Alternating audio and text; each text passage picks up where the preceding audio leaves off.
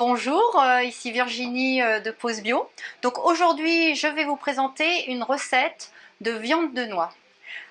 Donc ça, c'est vraiment pour les gens qui sont. Donc c'est une recette crudivore, bien sûr. Donc qui dit cru dit rien n'est chauffé au-delà de 42 degrés pour garder les valeurs nutritionnelles des aliments. C'est une recette que j'appelle de viande de noix parce qu'elle va remplacer dans des plats une texture de viande hachée. Et elle est très très intéressante pour ça. Donc vous pouvez l'utiliser après comme une base de bolognaise ou comme je montrerai à la fin. Moi je l'utilise beaucoup dans ce que j'appelle les tacos salades, qui est un plat Tex-Mex à base de viande hachée. Et c'est excellent. Donc pour faire cette recette, c'est très simple. Donc là je donne les ingrédients à peu près pour ça va servir 2 à 3 personnes. Donc il faut falloir 117 g de noix qui ont été trempées pendant au moins 4 heures. Donc il faut savoir que les oléagineux, ils ont des enzymes inhibitrices de la digestion. C'est pour ça qu'ils trempent. Donc après l'eau de trempage, il faut vraiment la jeter, il ne faut pas l'utiliser. Et suivant l'oléagineux, les temps de trempage vont être plus ou moins longs. Donc ça va de 2 heures, 2 heures et demie pour de la noix de cajou jusqu'à 10-12 heures pour des noix ou des amandes. Et donc des noisettes et les amandes, c'est environ 10 heures et c'est 4 heures pour des noix. Ça permet aussi de relancer le processus de germination. Donc l'oléagineux va d'autant plus se charger en nutriments. Donc vraiment, il faut faire tremper et aussi penser à votre blender. Ça ramollit aussi, donc ça lui permet aussi de ne pas le casser à la première utilisation. Donc 117 g de noix. Après, 17 g de tomates séchées. Donc idéalement, tomates séchées au soleil.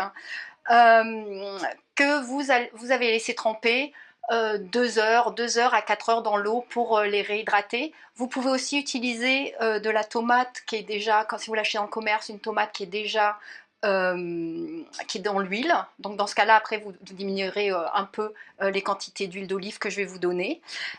Et le top du top, c'est de déshydrater vous-même vos tomates. Et donc là, je vous présente, alors j'ai pas encore, c'est pas vraiment la saison des tomates, donc j'ai pas encore testé ce déshydrateur dans sa fonction séchage au soleil, mais ce nouveau déshydrateur Iden, en fait, permet à une fonction vraiment à la fois de déshydratation et aussi de faire comme si ça avait séché au soleil.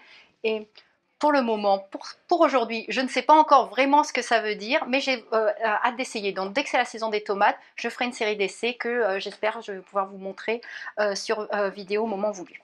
Voilà, donc ça c'est les tomates qui ont été trempées. Après 20 ml environ d'huile d'olive, un peu moins si vos tomates étaient déjà trempées à l'huile d'olive. J'ai mis un peu de chili, donc 4 grammes. Hein. Le chili est un mélange d'épices, en général à base de paprika, de cumin, d'ail déshydraté. Un tout petit peu une pincée en fait de piment de Cayenne. Vous pouvez en mettre plus si vous aimez que c'est bien pimenté. En général, dans une recette Tex-Mex, c'est assez pimenté et personnellement, moi j'aime beaucoup quand c'est pimenté.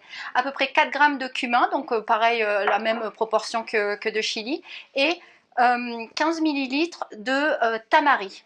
Donc attention pour les intolérants au gluten, donc le tamari est une sauce soja qui n'a pas de gluten, mais la plupart des sauces soja que vous allez trouver dans le commerce, elles contiennent du gluten, donc faites bien attention aux ingrédients.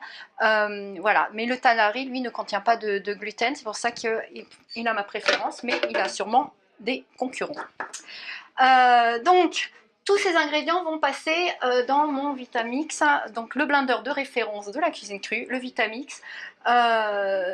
Vous mettez tout d'abord les ingrédients humides en premier, donc je vais passer, voilà, donc là je mets le tamari, je mets l'huile d'olive. C'est vraiment extrêmement simple. Hein, une fois que vous avez les ingrédients, ce qui est très important, c'est d'avoir les ingrédients, d'avoir des ingrédients bruts d'excellente qualité, parce que la cuisine, elle va que mettre en avant tous les goûts et les textures de ces ingrédients bruts. Donc attention. De bien choisir vos ingrédients, et ça m'est arrivé de ne pas le faire et c'était pas bon, et oui. Et voilà, donc là j'ai mis le cumin, je mets mon petit piment de Cayenne et en dernier, l'élément le plus solide, les noix. Alors là, la difficulté, si on peut considérer que c'est une difficulté, c'est que vu qu'on souhaite reproduire une consistance de viande hachée, c'est de ne pas y aller en vitesse maximum au Vitamix. Donc déjà, il faut toujours le démarrer quand c'est au plus faible. Mais là, on va rester sur un variateur de niveau 2 pour vraiment que ça fasse un effet viande hachée à la sortie. Et en texture, donc là, je l'allume. Et voilà, je vais mettre 2.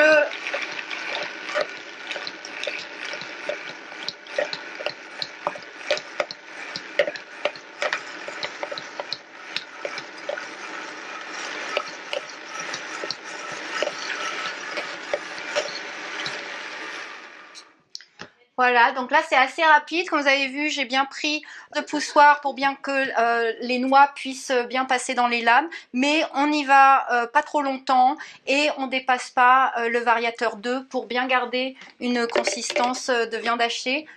Voilà, ça va donner ça. Et vu que je vous parlais de le reconstituer comme une salade Tex-Mex, je vais vous montrer le résultat final. Donc moi, comment j'adore le faire.